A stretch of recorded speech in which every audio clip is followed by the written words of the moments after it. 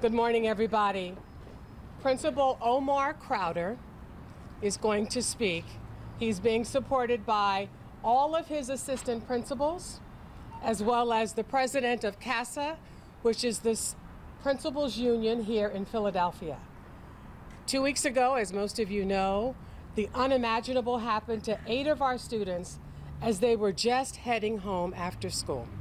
It has been the most challenging experience for a principal who has been here at this high school for almost a decade. Principal Prder. Thank you. Good morning. My name is Omar Prder, and I am the proud principal of Northeast High School. 2 weeks ago today, our community suffered a tragedy on a scale that we have not seen in the history of the school district of Philadelphia. We'd like to thank Governor Shapiro for visiting each student that was directly impacted. We also appreciate Mayor Parker for visiting our school and for speaking with our students. Since March 6th, when this mass shooting took place, we have collaborated with Superintendent Dr. Watlington and his cabinet to take all necessary steps to ensure that our students could return safely, and that we had proper supports in place for both our students and staff members. In order to address our mental health needs, we have worked closely with the following organizations: PATH, which is our neighborhood mental health provider; Lyra Health, which has provided staff mental health support; Kooth, an online mental health and well-being app; Carson Valley, and numerous school district offices. Because we have over 3,300 students, we did stagger a return to in-person instruction as we wanted to ensure that we had adequate staff to support them. Additionally, we have worked closely with the Philadelphia Police Department and Septa Police to ensure student safety. We have over 1,500 students that rely on Septa each day, which is roughly 46% of our student population. We are grateful for the increased patrols as they have helped students feel more comfortable coming to and from school. Our student attendance has steadily improved over the last 2 weeks, and we are now seeing attendance percentages close to what we generally see at this time of the year. We have been in touch with all the survivors and their families.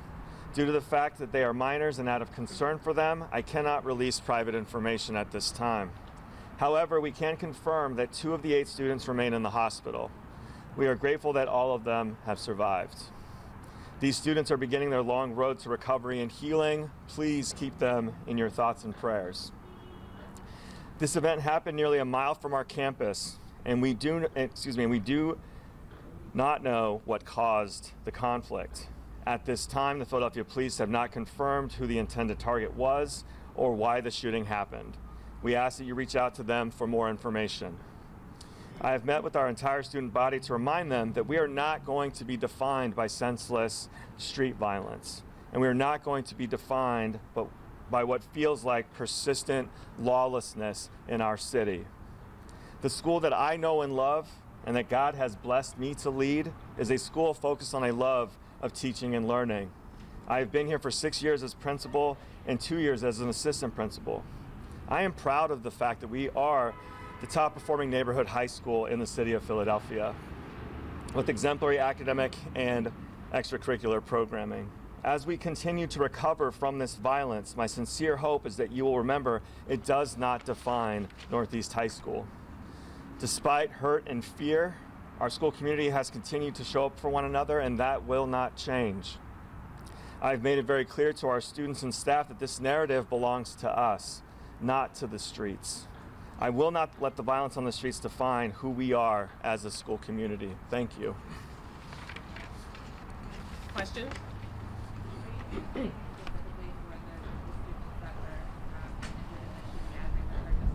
Yeah, so we've made numerous hospital visits, home visits.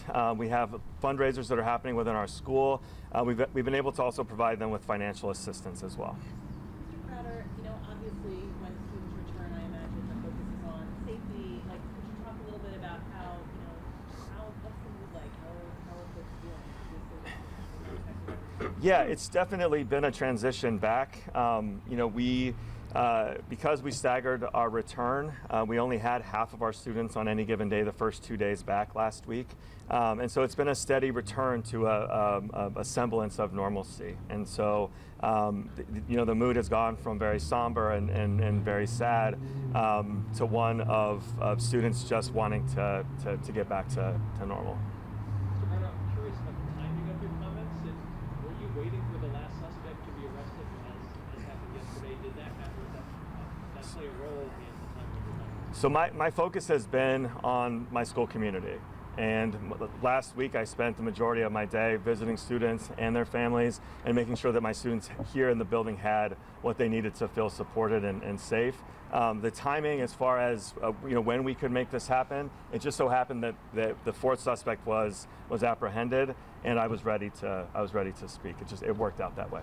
Yeah. What do you say to parents that are concerned at this point? Obviously, it's happening on campus is so much that we're able to do when students leave this building. Correct. And we met with our parents this week, and one of the things that we reiterated is that we have really increased our communication with both Septa Police and the Philadelphia Police Department. So this is a collaborative effort that we've been focused on, and just to reassure them that we're taking those steps and we're in constant contact with both agencies, and that we're also stepping up our patrols with our school safety office as well. And so we have the Cotman corridor I don't want to say on lock, but we've stepped up patrols around here for sure, and so that's the message we have shared with parents so far.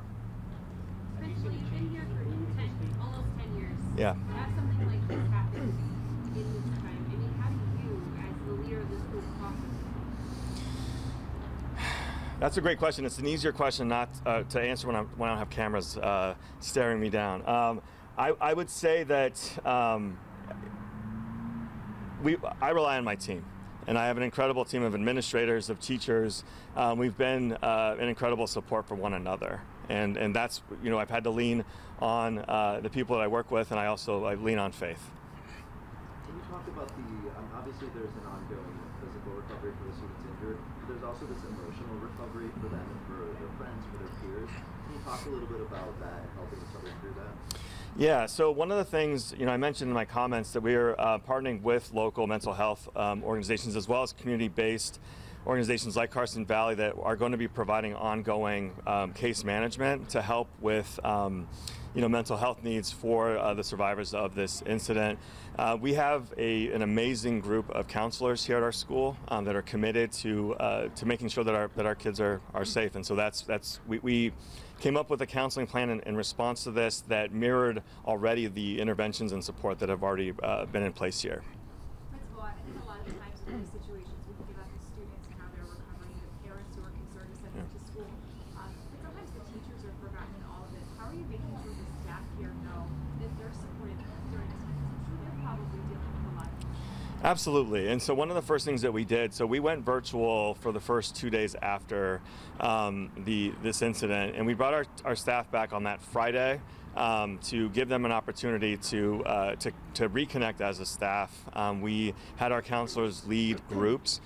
We also are partnering with Lyra Health to provide ongoing mental health support for them. And this is going to be, we know that this is going to be an ongoing, long-term recovery effort, if you will. We're also, at this point, looking to partner with an outside organization that's going to focus on healing in particular for both our students and our staff. They have certainly not been forgotten here.